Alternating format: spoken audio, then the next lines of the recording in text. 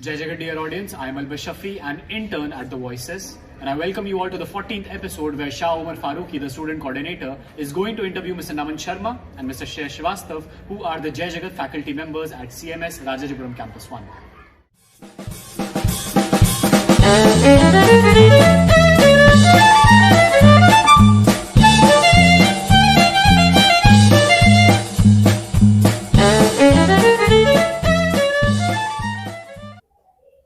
Jai Jagat teachers, Jai Jagat. Jai Jagat audience, welcome to the 14th episode of The Voices, which is being shot in hybrid mode for the first time.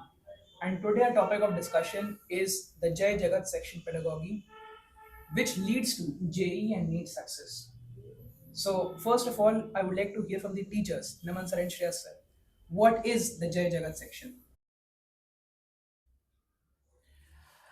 Yeah, so it's a good question. This is for the information for all. Jai Jagat section actually is a dream project of CMS. And what do we have here is actually, if you see in the concurrent scenarios, there are so many coaching centers which are preparing for JEE and NEET, but they charge a very hefty amount. So there are students who have skills, who have got knowledge, and who have passion for the engineering or for becoming a doctor. So in this scenario, it is very difficult for those people who are coming from a background, those who are actually not having that much of money which can support their studies. So first of all, this project was started for those students who were not financially well enough to support their studies, but later it was found that the environment which is provided in the school, it is very familiar to the students. They are already very connected to their teachers, and in fact the way their teachers can deal with them, because sometimes what happens in the coaching centers, the teachers there, they are not connected to the students. They try to deliver the higher level concepts without going deeper into the concepts, the basic level. So there many children suffer. So now finally the section is not only catering those students which are from the background where they don't have enough money to support their studies in the coaching centers which are charging a lot of money, but of course those children also, those who are having money, but they can invest in the right place and at the right time rather than wasting money in the coaching institutes. So obviously this dream project is about making students well enough prepared for the JEE and NEET, and supporting their financial system also.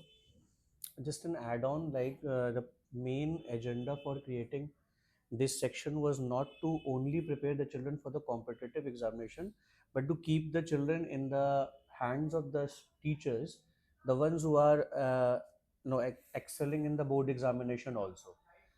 For example, when they go to the coaching institute, majority of the teachers are teaching the competitive layer, competitive examination, but they are not trained. For example, there is a training given to the student, to the teachers, called Bachelor of Education. So in Bachelor of Education, what is being taught? The child psychology is taught. So in child psychology, every teacher must be knowing that what is the detailing required for each children. Not only they will prepare for the competitive examination, but also will take care that their board examination will be fulfilled at the same time. So this was the main agenda. It's like two-in-one process. Now, apart from teaching, one more major question which arises is what is the print material and the quality of print material which the agency is providing us? So, if you both can throw a little light on that. Print material, actually they are getting their modules in which they have study package as well as questions also. Other than that, they are getting daily practice papers. So these two are the printed material which a child is getting. Other than that, they have their exams also, like uh, at least once in a fortnight they have a major test which is coming directly from the Scholars Den, is the company which is supporting the CMS right now. Also, if you talk about the quality, it is one of the best in the industry, because all the level of questions are taken care of and they get the variety of the questions also. One single module, if I talk about only study package, has around 100 to 150 questions minimum, and then in the daily practice paper they have at least 12 to 13 per DPP. And in one DPP, if I talk about one particular chapter only, for example NLM we have in physics, so in this particular chapter only, there will be around 15 to 20 DPPs, and each DPP will be having 15 questions at least. So that way they are getting around 300 to 400 questions of one particular chapter, which tackles all the varieties of the questions, so that the child is not losing onto any particular topic, or the child gets the understanding of every particular topic in the form of question. Like most of the competitive examinations are NCRT based. So the module was designed in such a way that it covers the NCRT, but with a broader perspective, because NCRT is something which is like a Bible, everybody knows about it. So they have covered the NCRT line by line, but some additional information is also given in the module which is required for the competitive level.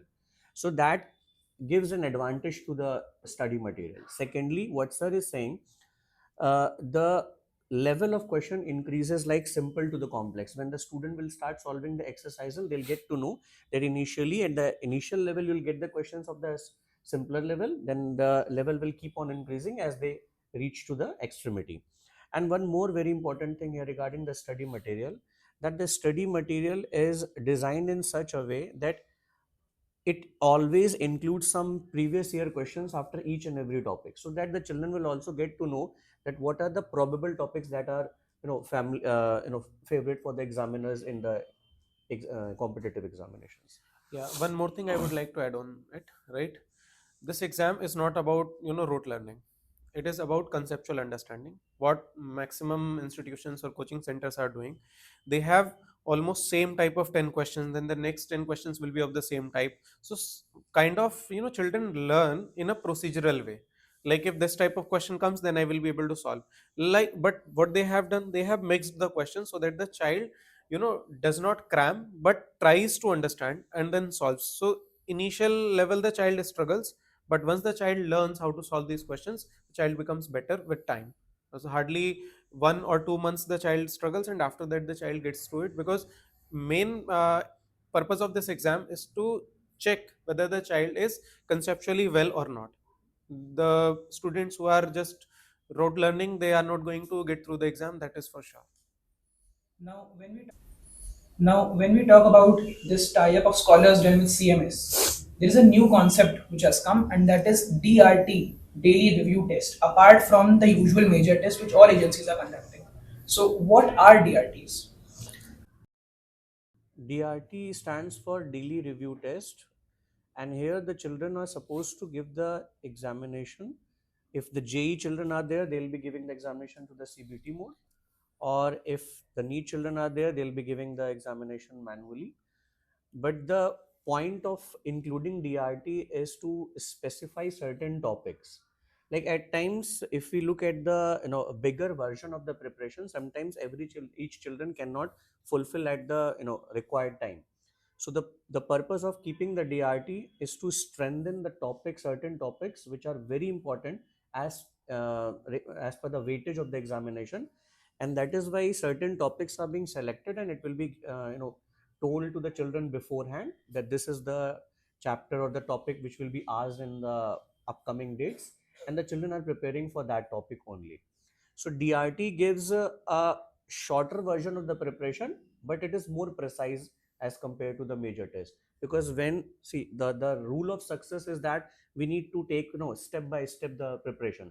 So that is the main purpose of keeping the DRT, so that the strengthening of the particular topic can be done. Yeah, also there is one thing, like every school or every coaching center has a system of, like even a school if we talk about, we have annual exams, we have half yearly exams, but then we have monthly tests also, right? It is to check the progress of the student in a particular topic.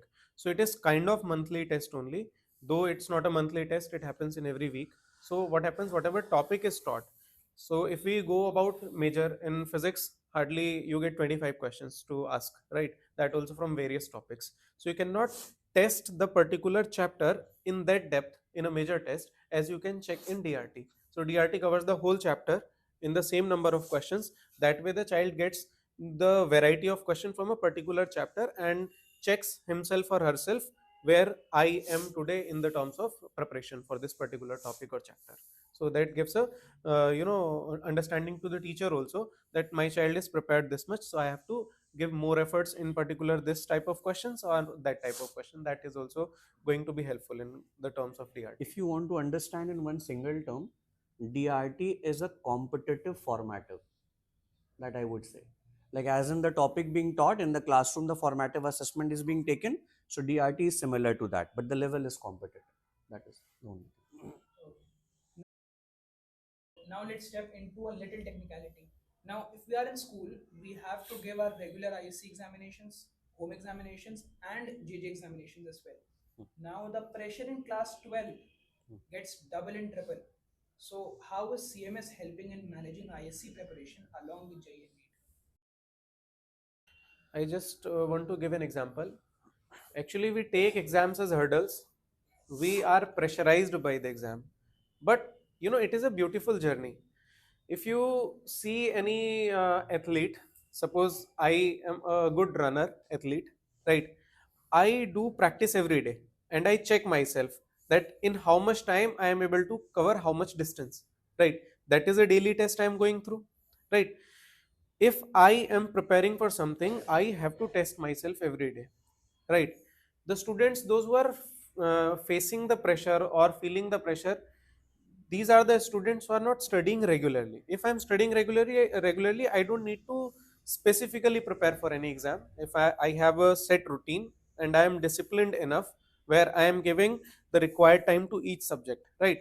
Because this exam, the JEE and NEET, is not an exam of learning and understanding only. It is an exam of discipline also, passion also. If you are disciplined enough, if you are passionate enough, then definitely you will find time regularly for your studies. You will give sufficient time required for your PCM and any other subject required, right?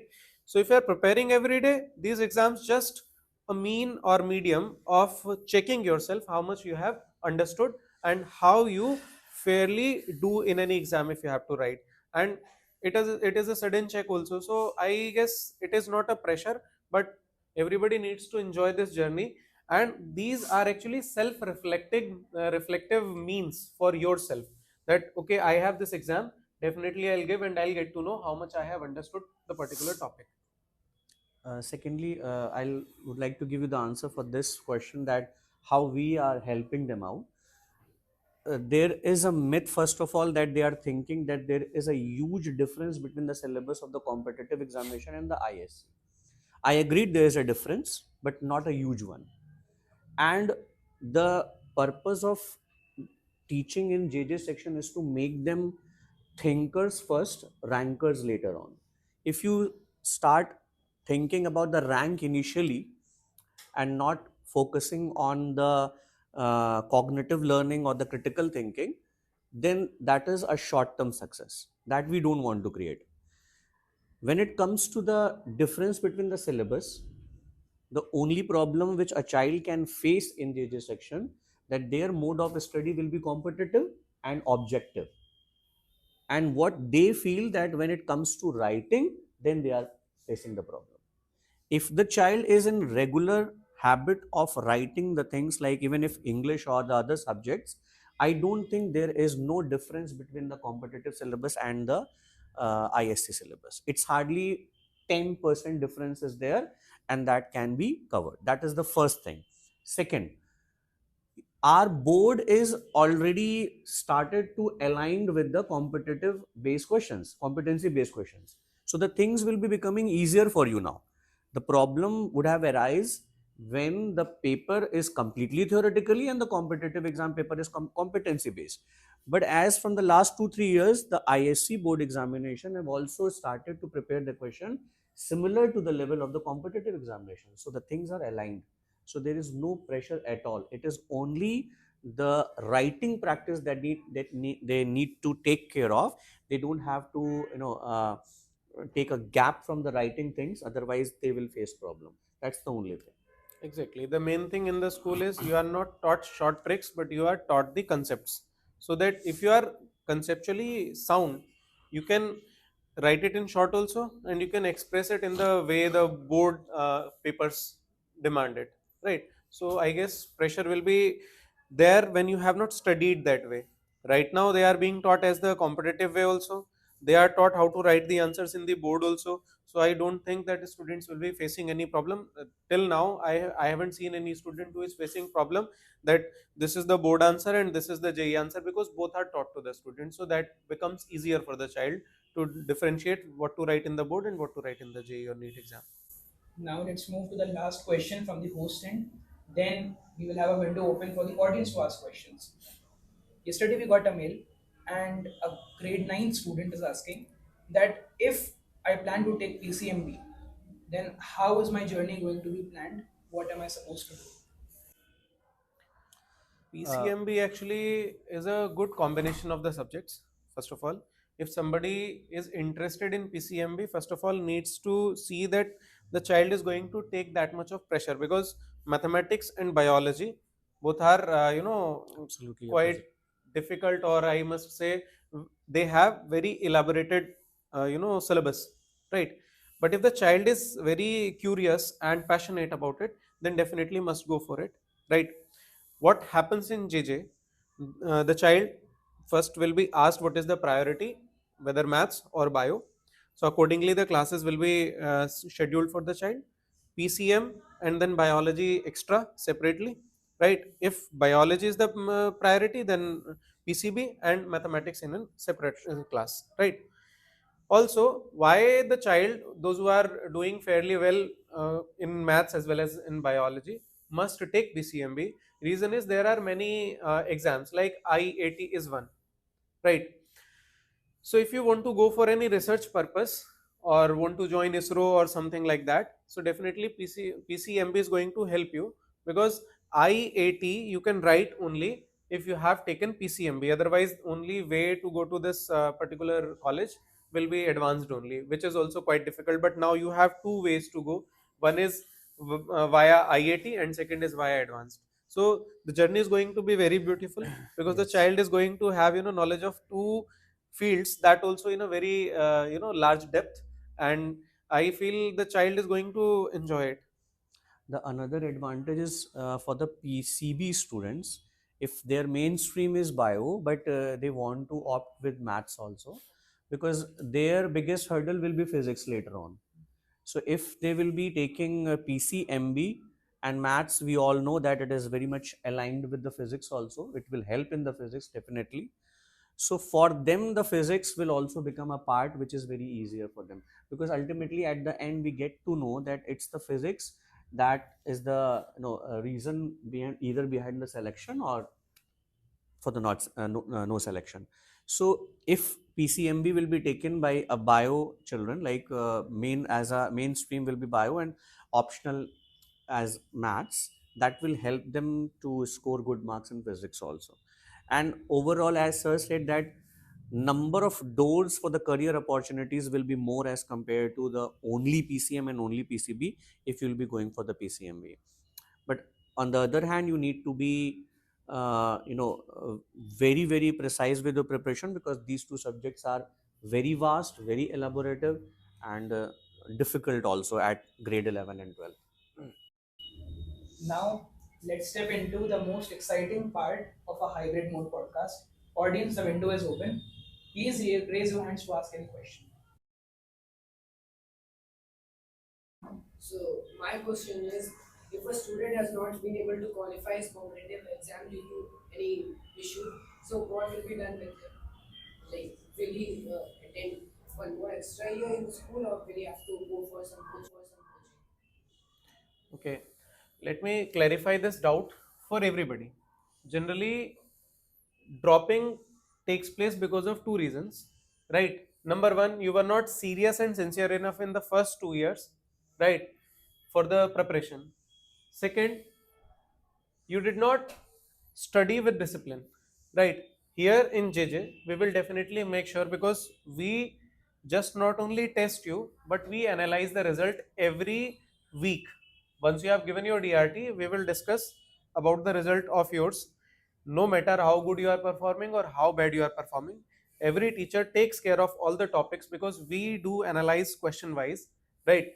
We will never let you feel alone in this journey throughout the 2 years time, and it's our responsibility to let you get through the exam in the preparation of the first 2 years itself, right?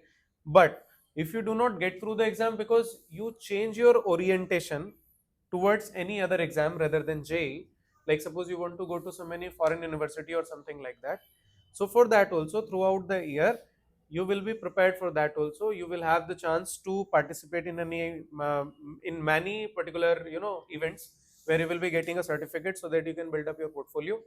Other than that, there are different preparations going on. Like two of our children, those who enrolled in JJ, first they wanted to go for JE, but later they shifted their orientation towards CLAT. So special classes for CLAT was provided to them, right?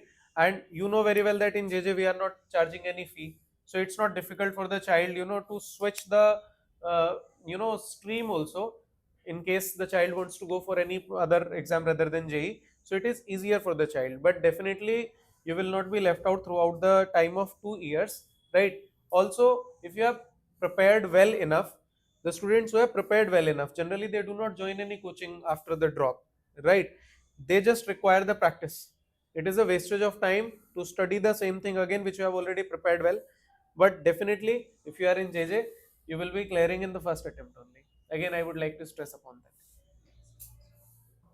So I would like to ask that in the rising cutoffs in JEE and NEET, what strategies would you suggest that the class 10 students should practice so that we are into preparation from the class 10 only? You have asked a very good question, brilliant question actually. Right. See, preparation of any competitive exam does not begin from grade 11th. It begins from the junior classes, right? In fact, a child who is studying in grade 8 needs to be focused about the future orientation or towards the future goals, right? How you can prepare well for it? Stop cramming things. Start enhancing your analytical skills. Analyze the question. Go for the reasons rather than learning blindly. If suppose something is taught to you, do not learn it blindly. Go deeper, dive deeper into the topic, learn the reasons behind it, right? That's what we teach in JJ. In grade 11th, we do not do any miracles, but we try to, enhance on the curiosity of the child to know and learn better about the topics, right? So in grade 10th, as a student of science, what you need to do, go through every topics thoroughly, ask the reasons from the teacher if you do not understand the reason for any particular thing. If you understand the concept, definitely no competitive exam is difficult for you. They become difficult when you try to cram, when you go procedural way. Now the competitions are not based on procedural way of asking questions. They are more about understanding, and application based questions are there. So analysis and application, these are the two keys, and plus your determination and discipline. These are the four keys definitely which are going to help you throughout the journey. So from today onwards, just bring these four things: analysis, application, discipline, and curiosity, and definitely you'll get through any exam. Yeah. One more thing I just want to add here, like what is the difference between a top ranker and an average scorer? At times, you people are thinking that a top ranker knows more than me. They don't know more than you. It's only they have committed lesser mistake than you in the examination. That's the only thing you need to understand. And this approach of reducing the mistake can only be achieved through self realization, self analysis, and an honest deeper analysis of your performance, which is being tested by individual, by you people, after each and every, even the smallest test being taken for you people. I want to ask that how are the JJ teachers ensuring that there is a healthy competition amongst the students? So healthy competition, when we talk about everybody, we are not going behind the ranks when the negative competition comes. When we are so mad about ranks, that I am the first one in the class, I am the second one in the class, I am the third one in the class, right? In JJ, we definitely talk about understanding, whether you are able to learn properly, whether you are able to understand properly, right? Definitely we talk about ranks, but we do not push the children for the rank in the learning stages, right? If we talk about just ranks and we start comparing the students from each other, definitely there will be a negative competition. We compare the child from where the child was earlier, a month before, and where the child is now. So that way, that gives the personalized understanding of himself or herself for the child, that how much I have improved or where I have lagged, right? So that way it is very personalized, no pressure, but yes, learning is definitely promoted in the class, so that once you have learned a concept and you have learned how to apply your skills into it, definitely you get through the exam. It's not about that you just keep worrying about whether I will be getting first rank or second rank. You just prepare well, you focus on learning, and definitely the rank will follow without any problem. I'll just like to clarify the difference between healthy and unhealthy or unmanaged competition. For example, if you are comparing your result with your peer, only with the peer, it is a very unmanaged or unhealthy competition. At the same time, you need to check your previous performance also, where you were standing. When you are not only checking the peer performance but also reflecting on your previous performance, that competition will automatically gives you an healthy advantage, rather than only checking the peer performance and satisfying yourself then and there. So that was all for the 14th podcast. I personally enjoyed hosting this podcast a lot. And behind this camera, we have four people. They were also totally engrossed during this conversation. Thank you, audience. Thank you, teachers. Thank you, man. Thank you, Umar.